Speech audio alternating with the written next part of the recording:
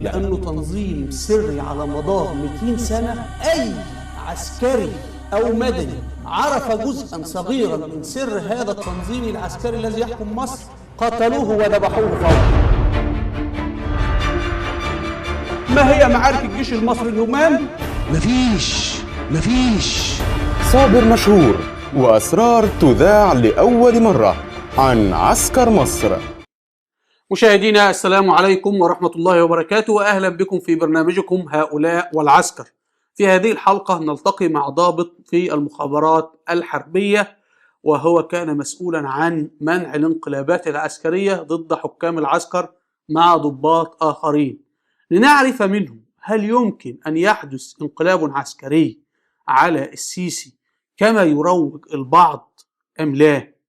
معنا سيادة المستشار عماد أبو هاشم، حق يعني الجمهور يعرف حق رئيس محكمة استئناف، لكن لا يعرف أن حقه أنت ضابطا في المخابرات الحربية من قبل. أهلا بك سيادة المستشار. أهلا بك سيادة المستشار، كضابط سابق في المخابرات الحربية، هل يمكن أن يحدث انقلاب عسكري على السيسي؟ ونسبته كم يا فندم؟ نسبة كم في المية؟ لا طبعا مستحيل. يكاد يكون مستحيل. يكاد يكون مستحيل أن يحدث انقلاب في الظروف والملابسات الحالية. يعني بنسبة 90% مثلا؟ يعني ممكن يكون أكتر. كم يعني؟ يعني ممكن يكون بنسبة 98% 99%. إن حدوث انقلاب عسكري مستحيل بنسبة 98%. مستحيل إلا إذا كان هيحدث انقلاب مدبر، دي حاجة تانية. طب انقلاب كيف مدبر بقى؟ دي حدوتة طيب. وأكذوبة عشان غرض سياسي معين. انقلاب مدبر ده ممكن يحصل. انقلاب مدبر بالتراضي. طب موضوع بالتراضي ده هنتطرق ليه في الحديث. نعم. فكده بتقول انه مستحيل بنسبة 98% او 99% يحدث انقلاب عسكري. عظيم. كيف يتم منع الانقلابات العسكرية، وانتم كمخابرات حربية كانت مهمتكم منع الانقلابات العسكرية؟ علشان يحصل انقلاب لازم تتحرك المركبات والمدرعات والدبابات. تمام. فأي عربية قتال حتى ولو عربية جيب صغيرة ممنوع انها تتحرك الا بامر من القيادة العليا وتصريح من الامن الحربي. نعم. امر من القيادة العليا وتصريح من الامن الحربي. يعني عشان لو دبابة اتحركت، ايوه، لابد موافقتين بالظبط، من المخابرات، من المخابرات، الامن الحربي. الامن الحربي ده في المخابرات. عظيم. والقيادة. اي عربية قتال وعربية جيب دي وعربية جيب صغيرة ما فيش فيها اي حتى تسليح، ممنوع من انها في الجيش مصنفة انها من عربات او مركبات القتال. فبالتالي العربية الجيب من سيارات او من مركبات القتال، وبالتالي اي تحرك ليها بيكون محظور ويشكل جريمة كبرى يعاقب عليها الضابط المسؤول عن تحريك هذه العربية اللي بتعطل لوحدها الجيب اللي مالهاش لازمة دي، بتعطل لوحديها دي، اللي هي لو خدت طوبتين تكسر ازازة. لو اتحركت تبقى كارثة، تبقى مصيبة. فأي تحركات لمركبات القوات المسلحة، مركبات القتال، بيبقى معروف على المستويات أو المستويات العليا بتحاط علما به. طب لو أنا عقيد عميد وعاوز أحرك عربية قتال مثلا جيب ولا دبابة، ودي أمر الواد العسكري يطلع قاعد بالدبابة، يلا ما أقدرش. لو طبعا الكلام ده مسؤولية كبيرة جدا. أقدر ولا ما أقدرش؟ أنت ما تقدرش. أنا كعقيد ما أقدرش. أنت كعقيد ما تقدرش. طب أنا لواء؟ ولا لواء. نعم. ولا قائد فرقة. ولا قائد الجيش. بتقول إيه؟ محدش يقدر يحرك عربيات قتال إلا بتصريح من الأمن الحربي. لحظة بالراحة عليها يا فندم. يعني النهارده قائد الجيش الثاني ما يقدرش يحرك دبابة؟ ما يقدرش يحرك دبابة. حاجة بتتكلم جد؟ بتكلم جد. قائد الجيش الثاني ما يقدرش يحرك دبابة. يا عم ده الناس بتراقب منه في الشارع. بس ما يقدرش يحرك دبابة إلا بإذن من الأمن الحربي. طب وقائد المنطقة المركزية؟ وقائد المنطقة المركزية كذلك.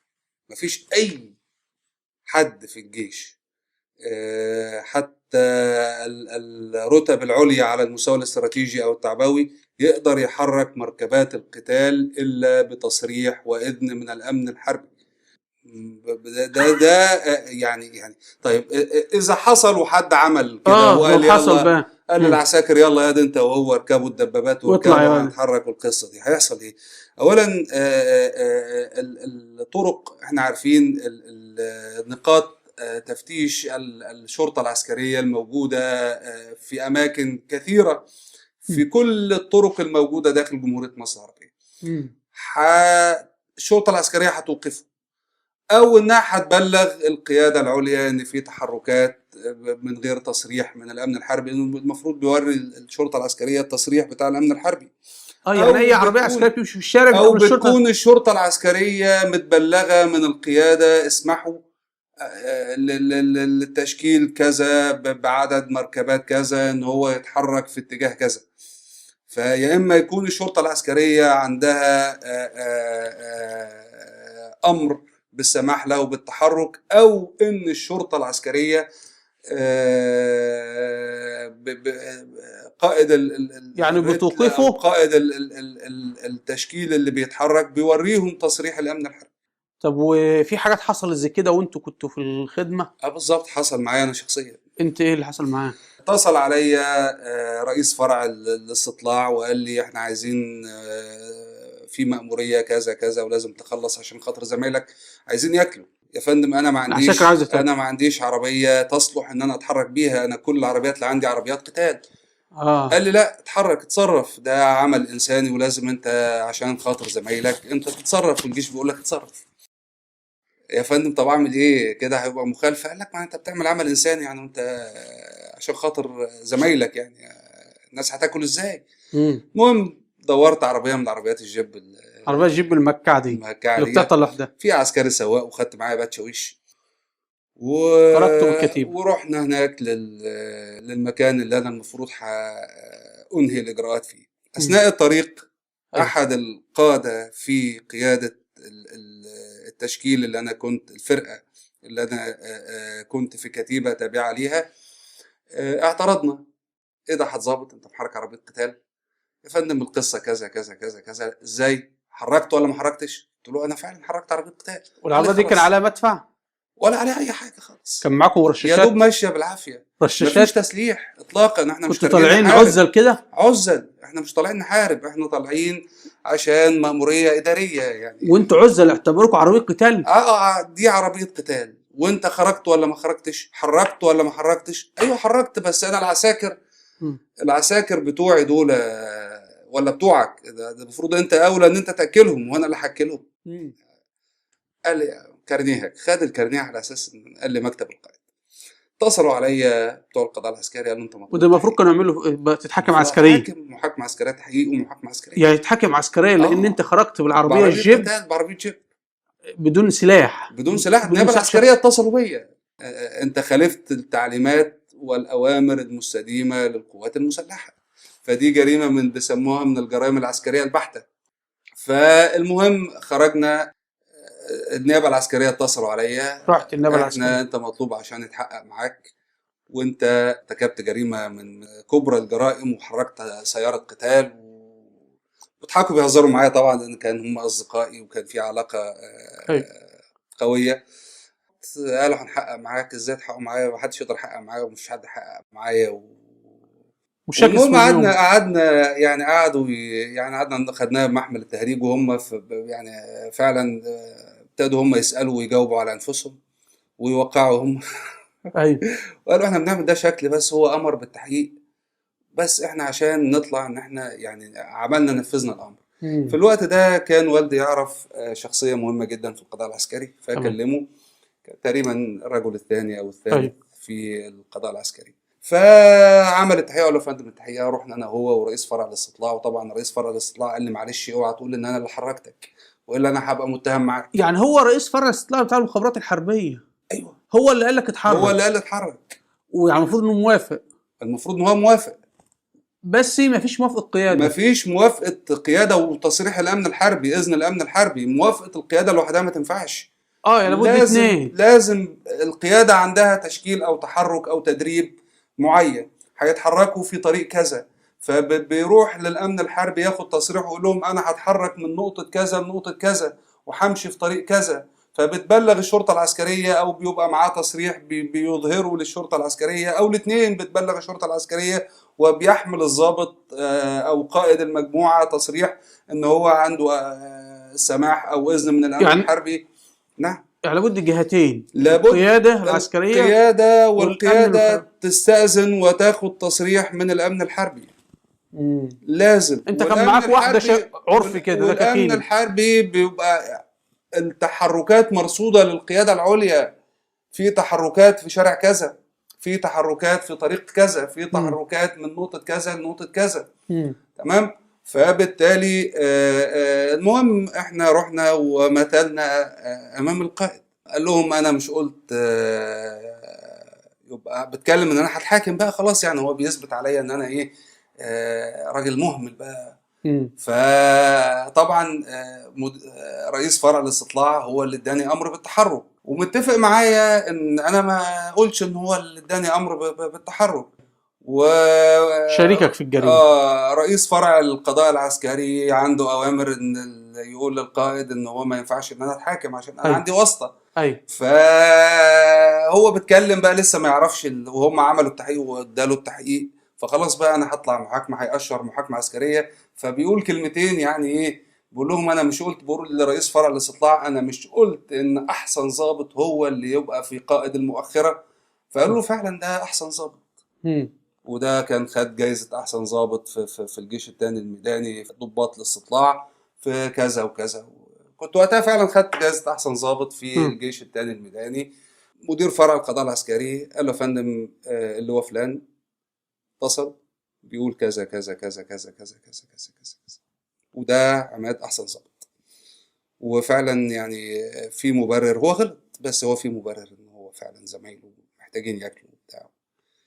فطبعا قال له اللي هو فلان في القضاء العسكري بيوصي. فقال له كما، قال لي بص لي كده وقال لي كما كنت يعني لا في جزا ولا في تحقيق ولا في اي حاجه، كما كنت يعني روح. تمام. لكن الواقع لولا ان انا كان عندي واسطه انا كنت هتحاكم، كنت دخلت السجن بتهمه التحرك بعربيه جيب عطلانه بتاعت لوحدها، وخرجت اعزل من المعسكر. تمام. يعني طيب سياده المستشار ممكن ترقى ان هو تخش برضه في محاوله. سياده المستشار حدث ايضا في عهد انور السادات ان فيه ضابط حرك مجموعه من عربيات القتال، والشرطه العسكريه استوقفته ولم يمتثل لاوامرها حتى وصل الى مسجد سيدنا الحسين. ووردت هذه الواقعة مشاهدين في مذكرات الفريق سعد الدين الشاذلي، وكان رئيسا للأركان وقتها، فلنطالع ما كتبه شهادته حول واقعة مشابهة التي يحكيها سيادة المستشار الآن. طب يا فندم حالا ممكن فرقة مدرعة تطلع تمام بشكل مفاجئ مباغت، وطبعا كمان الشرطة العسكرية ما يقدرش يعمل لها حاجة وتنفذ الانقلاب العسكري. لا طبعا، لأنه هيبلغ. يعني هو ممكن ما يقدرش قوة الشرطة العسكرية توقف رتل مدرعات أو رتل دبابات أو كتيبة أو تشكيل أكبر مثلا، لكن هيبلغ وهيتم مقاومته أو هيتم إجهاضه. لكن قبل ما يتحرك هو في الوحدة الطيران، طيران الاستطلاع بيجوب سماء القوات المسلحة ليل نهار. طيران في طيران؟ طيران ليل نهار بيجوب سماء القوات المسلحة، يرصد اي تحركات غير طبيعيه. في طيران بيشتغل فوق الكتائب والفرق والاماكن العسكريه بالظبط. ده كل قد ايه؟ على طول باستمرار. ده بيعمل كده ليه؟ علشان يرصد اي تحركات غير طبيعيه. وده صوره بتروح فين؟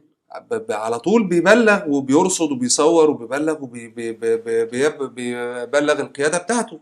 تخيل انت لو بس يعني ده سلاح الطيران ممكن يعمل ايه لو لقى ان فرقه مدرعه او فرقه مشاة اتحركت؟ ده طيران بيستطلع الارض، بيشوف التحركات غير طبيعيه، بيبلغ القياده ممكن اللي هو وزير الدفاع بالظبط. على طول في كذا وسيله لاجهاض. قبل ما بيتحرك بيبعتوا قوات تقبض عليه، بيبعتوا ممكن تشكيلات لو الامر صعب او خطير بيبعتوا طيران.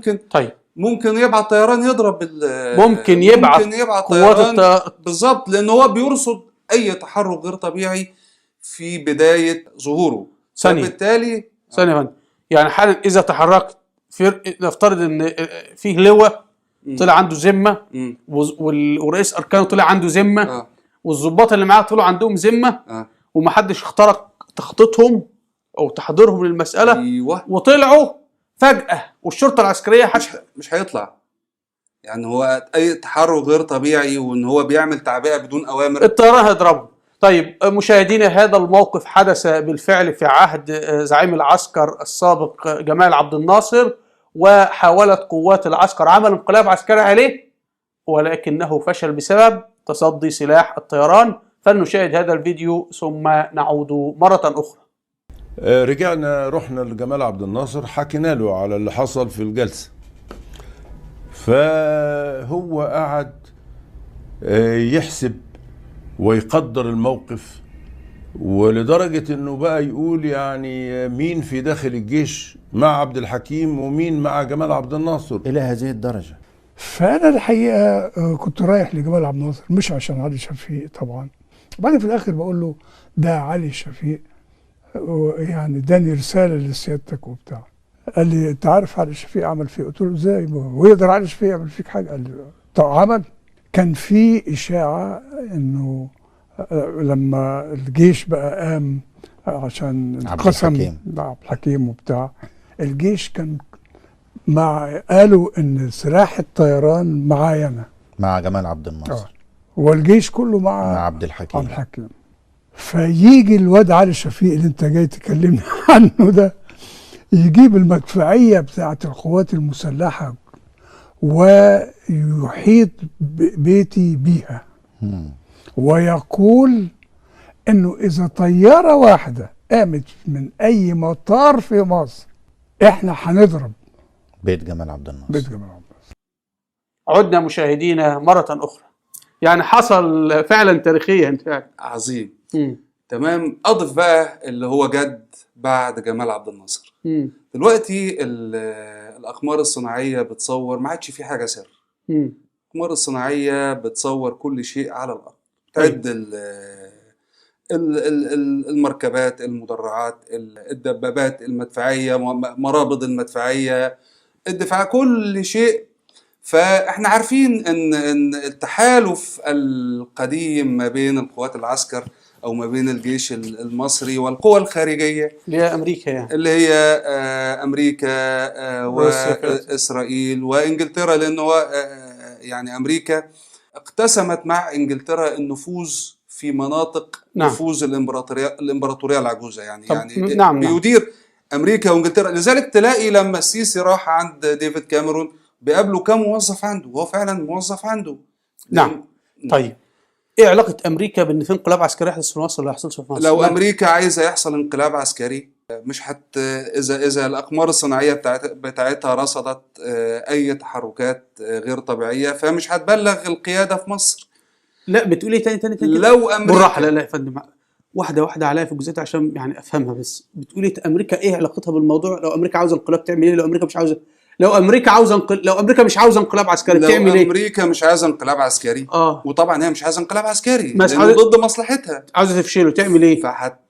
هتبعت على طول فورا الصور والمعلومات اللي وصلت لها، وان في تحركات غير طبيعيه في المكان الفلاني، خط عرض كذا، خط طول كذا، ويطلع لك الاحداثي بتاعه بالثانيه، بحيث انت لو هتضربه بالمدفعيه هتضربه وانت مغمض، او لو هتضربه بالطيران هيروح الضابط هيظبط الاحداثي بتاعه ويروح يضرب وهو مغمض، جاي له الاحداثي جاهز. يعني وزاره الدفاع الامريكيه البنتاجون لو في وحدات من الجيش العسكر وميليشيا العسكر تحركت ولا دبابات ولا كده، بتبلغ فورا وزاره الدفاع فرعها في العباسيه؟ بتعمل فرعها في العباسيه فعلا، بتبلغه وتقول له خلي بالك في ناس تنقلب عليه. خلي بالك، لان امريكا بتعتبر اي انقلاب على الجيش المصري هو انقلاب على قواتها او على طيب سياده المستشار، بعد اذن حضرتك نذهب الى فيديو اخر حدث فيه نفس الموقف. يعني مشاهدينا، في عسكر ليبيا حاولوا القيام بانقلاب عسكري على المجنون القذافي، فما كان من المخابرات الامريكيه بلغته قلت له خلي بالك في عيال من عسكرك بيلعبوا ورا ظهرك. فنشاهد هذا الفيديو ثم نعود مرة أخرى. موثقة هي المحاولات الانقلابية على القذافي، وموثقة أيضا الكثير من محاولات كشفها من قبل استخبارات دولية، منها الأمريكية والبريطانية والإيطالية وحتى يقال الإسرائيلية. كيف تفهم تناقض هذا مع المواقف المعلنة للقذافي ضد الغرب وضد الإمبريالية والاستعمار والصهيونية؟ هنا مرقد بعض من أسرار العقيد بمقر مدير الأمن الخارجي أو الاستخبارات. منه كانت تتحرك عيونه لرصد معارض القذافي، ومنه تتكشف اليوم بين طيات هذه الملفات بعض من أسرار علاقات نظامه بمن كان يسميها القوى الإمبريالية. ملفات عن كوسوفو وإسرائيل ودول أخرى، وملفات أخرى ووثائق عن دول إقليمية كمصر والجزائر. إلا أن الأهم عثور منظمة هيومن رايتس ووتش هنا على مئات الرسائل والوثائق تكشف ما وصف بعلاقة تعاون حميم بين نظام القذافي وأجهزة الاستخبارات الأمريكية والبريطانية والفرنسية، وعن قيام هذه الأجهزة بالمساعدة في تعقب معارضين ليبيين وقمعهم. من بينها رسائل متبادلة بين موسى كوسة رئيس الاستخبارات الليبية والذي شغل منصب وزير الخارجية لاحقا، وبين الاستخبارات الأمريكية والبريطانية، إحداها تتعلق باعتقال الاستخبارات الأمريكية لهذا الرجل في ماليزيا ونقله إلى سجن أبو سليم في طرابلس حيث تعرض للتعذيب. إنه اليوم رئيس المجلس العسكري في العاصمة الليبية. عدنا مشاهدينا مرة أخرى. طيب مين بقى؟ واضح يا فندم انت كنت معاهم ولا ايه؟ وانت في المخابرات صحيح. مين بقى اللي يعمل انقلاب؟ لا طب احنا كده قلنا امريكا لا اذا ارادت انها تفشل الانقلاب العسكري تبلغ طبعا الانقلاب ضد مصلحتها. ضد مصلحتها. طب لو هي بقى التي ترتب الانقلاب العسكري، لو هي اللي هترتب الانقلاب عسكري، هي مش محتاجه انها ترتب الانقلاب عسكري. مش محتاجه تتواصل مع الشرفاء مثلا. مش محتاجه، لان جميع مفاصل القوات المسلحه، يعني ما علمته اثناء وجودي في القوات المسلحه، ان الرئيس او وزير الدفاع ما بيختارش القاده. بتيجي ما بيختارش القاده. وزير الدفاع بتيجي اسمائهم من امريكا. ازاي ده؟ كلام خطير ده يا فندم. يا فندم ازاي؟ ما بيتعينوش، هو لا يملك ان هو يعين، ملوش ان هو يعين، هو بيجيب ناس. ولذلك حتى لو وزير دفاع حب بيقيلوا بأوامر من أمريكا. تسمع ان هو سافر أمريكا جاء قال أبو غزالة، سافر مش عارف ايه قال بيجي يقيل فلان، روح أمريكا يقولوا له قيل فلان هيقيل فلان. المنظومة معدة ان هو لا يسيطر على القوات المسلحة. يعني القائد الأعلى للقوات المسلحة أو رئيس الدولة المفروض أنه لا يسيطر على القوات المسلحة. فعشان لا يسيطر على القوات المسلحة يبقى القوات أو القادة الجيوش والأفرع الرئيسية اللي احنا بنسميها المستوى الاستراتيجي أو المستوى التعبوي اللي هم كبار القادة دول ما يكونش ولائهم التام 100% ليه. يعني مش هو اللي عينهم ولا هو اللي بيقيلهم، لا بيبقوا خدوا دورات في أمريكا وكلام من ده. غالبا يعني اغلبهم بيبقى خد دورات في امريكا، وان ما كانش خد دورات في امريكا لا انا عاوز افهم حاجه كده يا فندم، بس الحاج بتقول كلام خطير حالا، انه زعيم العسكر او قائد العسكر او الحاكم العسكري اللي امريكا حطاه ليس في الواقع يعني منظر سوريا هو رئيسهم، بينما الكلام الحاكم وصح لي فهمي لو كنت فاهم غلط، ان هو وكبار الضباط تابعين مباشرة لوزارة الدفاع الأمريكية، فهي رئيستهم كلهم.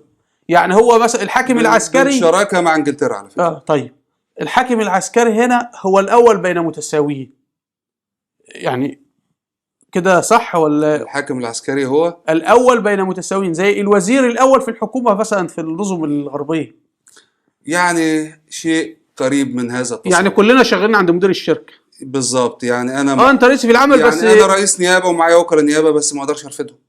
لان في الاخر المحامي العام او مجلس او وزير العدل اللي بيشغلكم، واخد بالك يعني.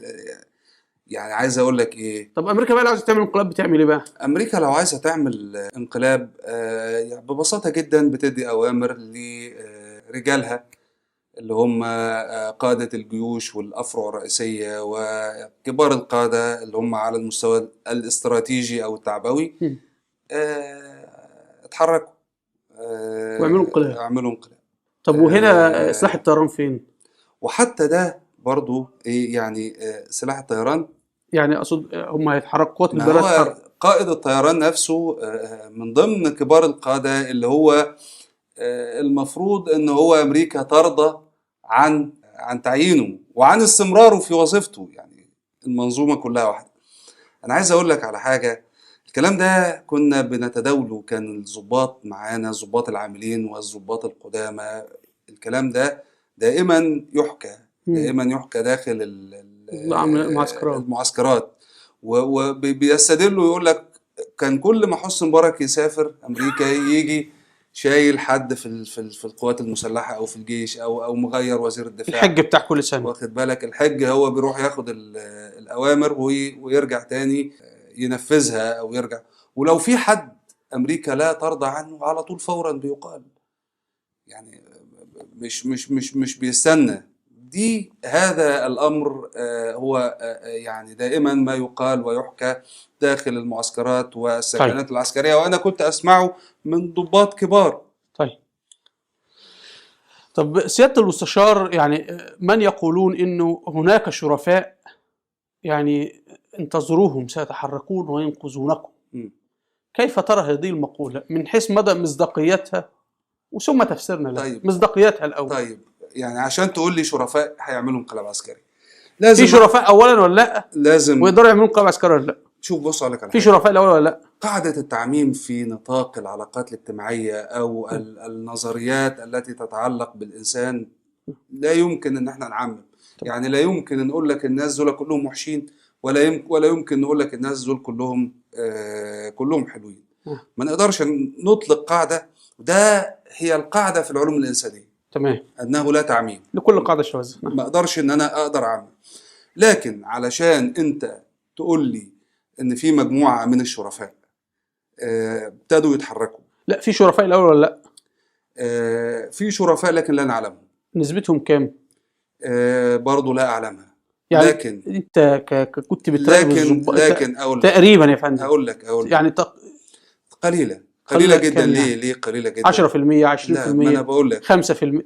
يعني ادي ما بالواية. هو اختيار الضباط دي قصة هنتكلم فيها بعدين. اختيار الضباط بيبقى من نخب معينة، أبناء برضو ضباط الجيش وضباط الشرطة والنخب اللي هي قريبة بيحصل فلترة، يعني بيحصل فلترة. فطبعا الناس اللي لها ميول إسلامية طبعا مستحيل إن هو يخش لا نيابة ولا قضاء ولا جيش ولا شرطة ولا أي حاجة خالص.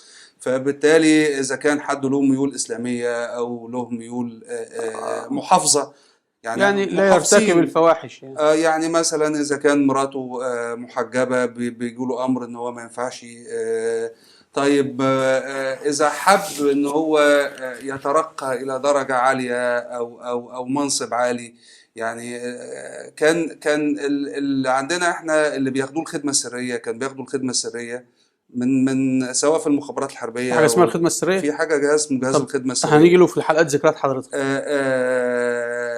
أو بيتعمل له إلحاق كملحق عسكري في سفارة معينة، أنت عارف. كان ملحق عسكري في السعودية مثلا، أو هنا في أي سفارة لازم بيبقى في ملحق عسكري. تمام، بيبقى من المخابرات الحربية. إذا كان مراته محجبة بيمنع إنه هو يدخل كملحق عسكري. تمام. إذا كان محافظ أو كده بيمنع. الكلام ده هم عارفينه كويس، لأن أنا سمعته منهم هم، يعني الضباط العاملين اللي سبق أن ترشحوا. ده أيام حسني مبارك. ما كانش لسه التجديد ومحاربة الإسلام والمسلمين بهذا المنظر. ده بالضبط كده. ما كانش لسه بقت العلانية أو إعلان المجاهرة بقتال المسلمين، بعداء الإسلاميين.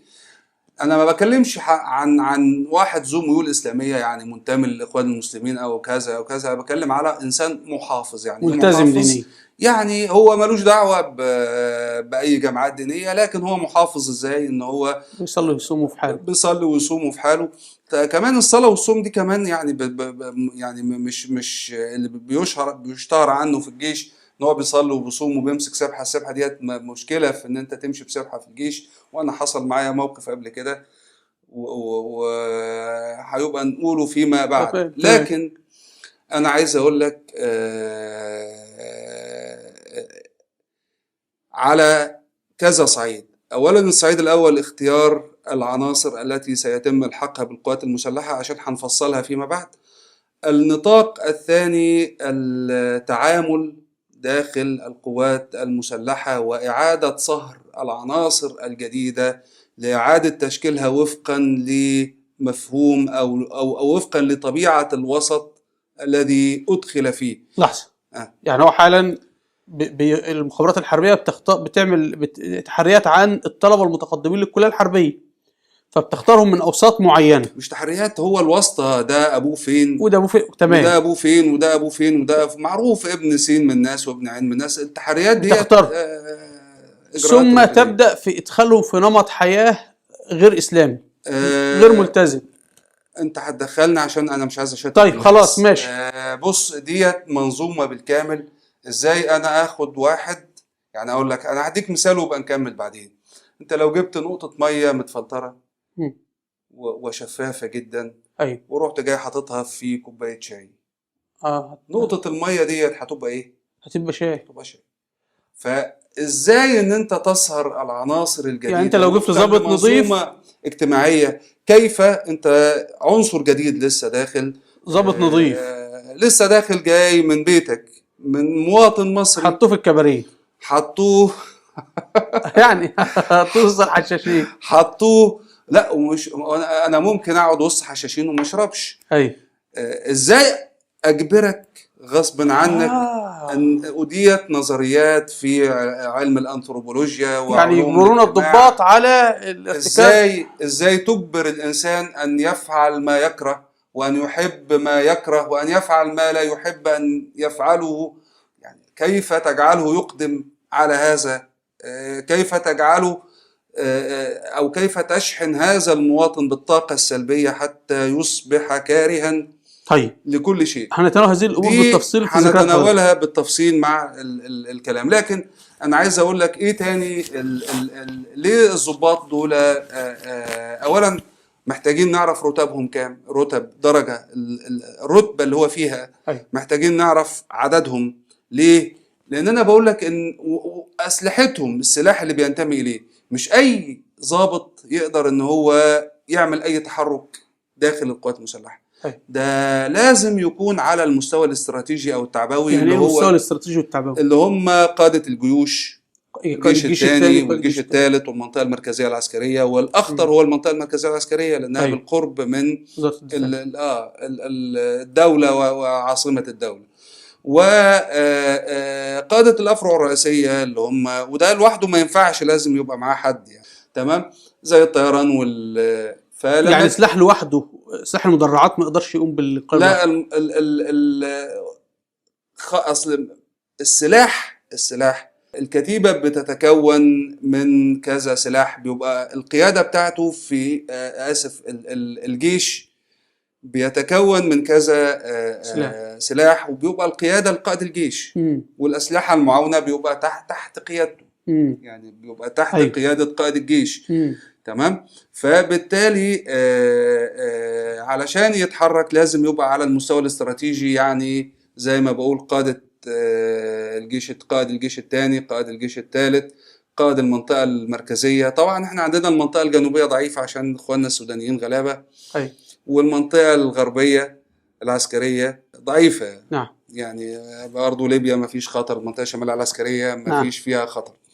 فالخطر من التشكيلات دي، ودول على فكرة أقوى حتى من رئيس الأركان، لأن هم دول ممكن الثلاثة دول ممكن لو اتفقوا مع بعض، قائد المنطقة المركزية وقائد الجيش الثاني وقائد الجيش الثالث، ممكن ان هم يعملوا عشان يعمل انقلاب. ما انا اجراءات الامن المشدده، والطيران اللي بيصور وبيبلغ، والاقمار الصناعيه اللي بترصد اي تحركات غير طبيعيه، وقوات الشرطه العسكريه اللي هترصد تحركه في يعني لو الجيش الثاني حب يتحرك، على ما يتحرك هتلاقي المنطقه المركزيه ضربته. بينه وبين القرية 100 كيلو ولا 80 كيلو بالظبط.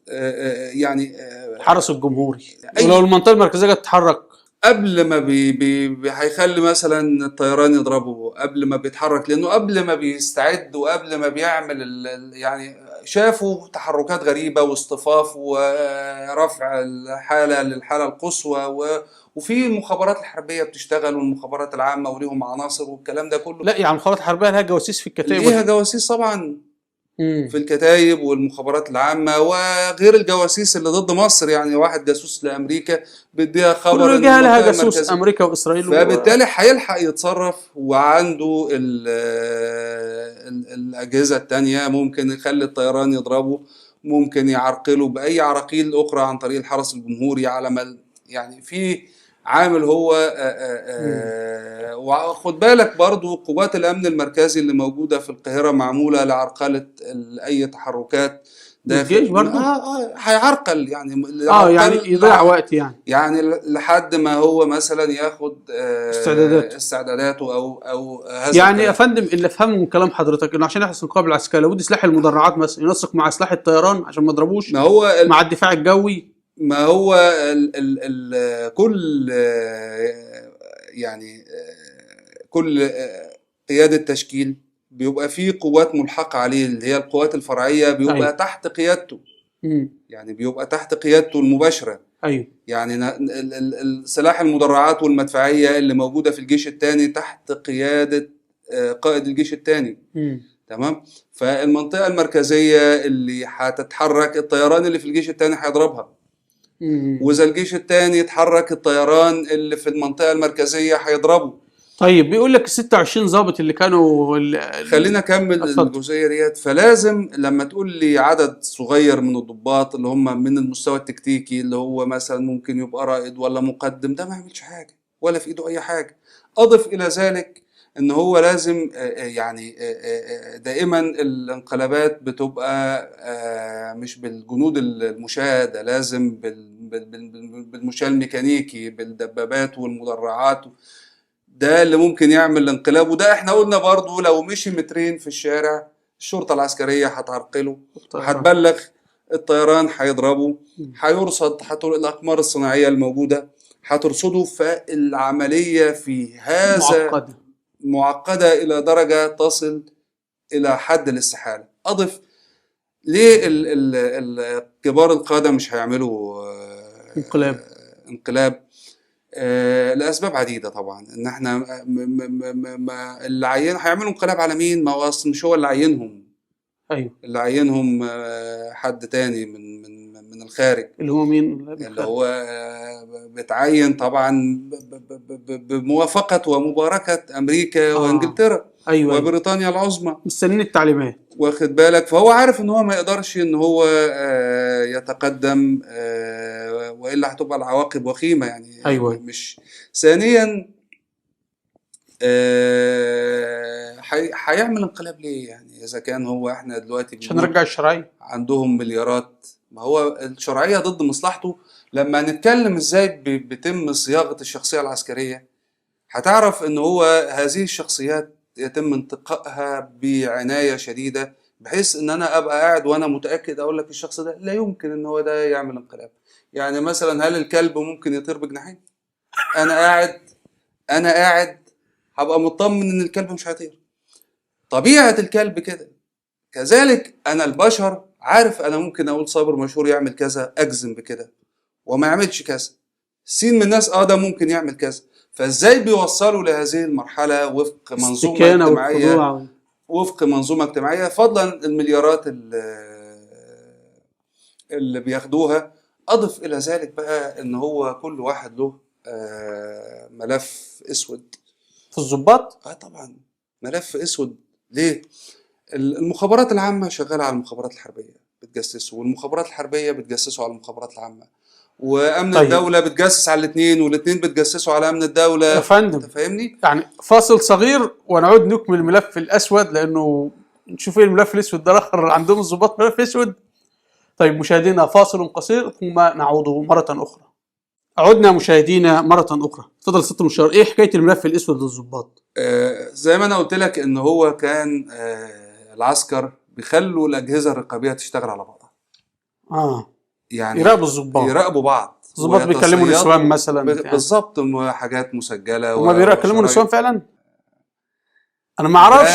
دي يعني تقدر إن إحنا نعمل. أنا عارف إن ضباط المنطقة المركزية بيخرجوا بالليل يعني على المولات ويقعدوا يعكسوا النسوان وبتاع واللي ده اللي أنا أعرفه. لا شوف وفي اللي بيبقى مصاحب واحده يقعد معاها وبتاع. شوف في وقائع، واللي مراته في شغل. في وقائع لا في وقائع طبعا برضو في ناس محترمه لا أيوة. انكر على فكره يعني، وفي ناس بتصلي أيوة. وناس احنا في مره وانا ضابط استطلاع رحنا تفتيش مجموعه وكان معانا قائد كبير. طب هنقتل الذكريات، لكن ايه الملف الاسود؟ الملف الاسود ان هو في فلوس خدها في شركات داخل فيها يمتلكها من الباطن، في اراضي استولى عليها بدون وجه حق، في علاقات نسائيه، يعني فيه علاقات نسائيه تم تسجيلها. حسن الرويني اللي هو قائد فانا حتى بيبقى متسيطر عليه ان هو يعني عايز ستات هنجيب لك ستات، عايز مخدرات هنجيب لك مخدرات، عايز فلوس هنديك فلوس، بس ابعد عن الكلام الفاضي ده، كلامه شرعيه والقصه دي. فهم كلهم بيتجسسوا زي ما انا بقول لك، المخابرات الحربيه بتتجسس على المخابرات العامه، والعامه بتتجسس على الحربيه، وامن الدوله بتتجسس عليهم وهم بتتجسسوا عليه، والرقابه الاداريه باسمها الجهاز المركزي للمحاسبات والمباحث الاموال العامه ومباحث امن الدوله. فكل الاجهزه الرقابيه واجهزه البحث الموجوده كله بيراقب ايه؟ بيراقب بعضه. فده يبقى انا مثلا انت في المخابرات العامه وانا في المخابرات الحربيه، انت تبقى انت فونت وجدع اما تمسك يعني ضابط المخابرات العامه بيراقب المخابرات الحربيه ويصوروا، وضابط المخابرات الحربيه بيراقب بتاع العامه ويصوروا، مصلحته وامن الدوله، وكل اللي يهمهم ان هو على بعض. اخضاع حاجه بعيده بتاكد لك الكلام ده. احنا كان يعني ممكن يطلعوا تسريبات للضباط زي ما طلعوا تسريبات انا عايز اقول لك على حاجه، ده كمان ابعد من ذلك. يعني انت عارف الرقابه الاداريه دي فرع من المخابرات العامه. أيوه. ومعموله كجهاز مدني شيك عشان يتابع كبار الموظفين والوزراء. أيوه. لكن هو فرع وباخدوا الدورات التدريبيه بتاعتهم في المخابرات العامه. تمام. وتخش الرقابه الاداريه، احنا دخلناها واحنا بنتمرن في في مركز الدراسات القضائيه، تدخل كانك داخل المخابرات العامه. تمام. وطبعا يعني حاجه عاليه وشيك ورحاب واسطه، وتلاقي ابن السيسي في الرقابه الاداريه والكلام ده. فكان الراجل اللي بيدينا محاضره كان اساسا في القضاء العسكري، يعني قام زي تعارف بيني وبينه ودعاني ان انا ازوره في مكتبه. فرحت زورته في مكتبه فبندردش. كان وقتها القضيه بتاعت محي الدين الغريب وزير الماليه وزير الماليه، وبتاعت ماهر الجندي محافظ الجيزه. نعم. السابق. فبيقول لي ان جميع الوزراء ليهم ملفات عندي.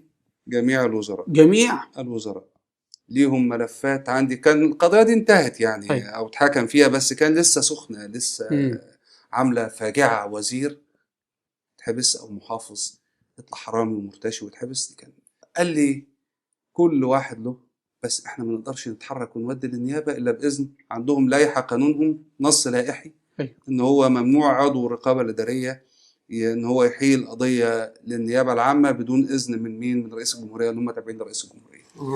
فرئيس الجمهوريه بس اللي يديله الايه؟ الاذن. كان من ضمن الناس كان احد وزراء الصحه في قانون المخدرات اللي بيحذف ويضيف الى جدول المخدرات وزير الصحه بقرار. يعني اللي يقول ان دي مواد مخدره وزير الصحه بقرار، يعني يقول يحط مثلا يطلع قرار ان الترامادول مواد مخدره ينضاف على الجدول، وده بالتالي اللي يشتري الترامادول يخش السجن بالظبط. او يقول ان الترامادول مش مواد مخدره فاللي خلاص يبقى ناس تاخد الترامادول. فكان مطروح في الاسواق. كان وقتها حاجات كتيره جدا ويسموها اللي كان بيسموها الصراصير ديت ومش عارف ايه، الحبوب المسلسله ومش عارف ايه. كان العساكر بيحطوها لبعض في الشاي وتلاقي العساكر ماشيه تمام. ما كانش مجرمها فالعساكر علشان شركات الادويه بيع تكسب. وغير كده كان في بتقول لك دواء الكحه ده يكتشفوا ان هو بيعمل دماغ، فيقول لك عليه عناصر او حتى طبيب صيدلي عارف واحد صاحبه انت عايز تعمل دماغ دواء الكحه ده ولا دواء مش عارف ايه، لحد ما تلاقي الشعب المصري بيشرب بدل بيبسي يشرب دواء كحه والشركات تكسب والدواء ده يتباع في السوق السوداء. عشان خاطر عمولات. بس قال لك احنا ما نقدرش ان احنا نبلغ ونعمل بلاغات للنيابه العامه بدون اذن رسمي وشخصي من حسني مبارك. يعني وزير الصحه كان بيخلي الشعب يشرب مخدرات بالظبط. شركات وحسني مبارك الادويه موافق. تديله عمولات علشان يخلي جدول المخدرات قد كده، مع ان في مليون صنف مخدرات مباحه. ده كان من الرجل الثاني ايام هتلر طنطاوي في المخابرات في الرقابه الاداريه. انا زرته مرتين او 3 في التاريخ. نعم تمام. طب سياده المستشار، لكن يعني قال لك في 23 ضابط ولا 26 ضابط الان في السجن، ونسب اليهم ان هم كانوا هيعملوا انقلاب عسكري وبتاع. هم في 23 ضابط يقدروا يعملوا انقلاب عسكري؟ طبعا ما فيش كده، ولا يقدروا يعملوا تنظيم؟ اطلاقا اطلاقا. دي ممكن تقدر تسميها ان هم رفضوا تنفيذ الامر العسكري. يعني ممكن برضو يعني انا مش عايز اخلي ان الضابط ده هو الشيطان، لا. ممكن يكون هو بيعمل حاجات غلط بس مش هيقتل.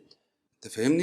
يعني ممكن مثلا يعني يرتكب جريمه بس ما تصلش للقاتل. ممكن مؤيد للانقلاب مثلا بس مش هيقتل يا اخي. يقول لك يعني ارتكب جريمه لكن مش هيقتل في حد يعني. فدي غالبا هتبقى عصيان ورفض الامر العسكريه. فيقول لك ايه، زي اي حد يقول لك قلب نظام الحكم. اي حد دلوقتي اي حد الانضمام للاخوان المسلمين بقت هي بديل قلب النظام. طب سياده المستشار، لو اننا كشعب مصري مسلم قررنا يعني الانتظار والجلوس انتظارا لتحرك الشرفاء المفترضين او الذين يعني دايما بيتكلموا عن الشرفاء ولا يتحدثون عن الفاسدين كأن الفاسدين غير موجودين، وجلسنا ننتظر كم سنة سننتظر يعني حتى يخرجون من السرداب، كما يعني في حد كتب مقال قال لك متى يخرج الشرفاء من السرداب؟ طب هم خرجوا قبل كده يعني. ذكرني كده الجيش المصري كما كما أوضح لنا سيادة المستشار عماد أبو هاشم ضابط المخابرات الحربية السابق باستحالة حدوث انقلاب عسكري يحرر مصر من عسكر الصليب وهذا الاحتلال العسكري الصليبي. نشكر سيادة المستشار وانتظرونا في الحلقة المقبلة عن ذكرياته داخل المخابرات الحربية، فانتظرونا والسلام عليكم ورحمة الله وبركاته. اشترك في قناتنا العالم الأسود للعسكر لتتابع الحلقات الجديدة.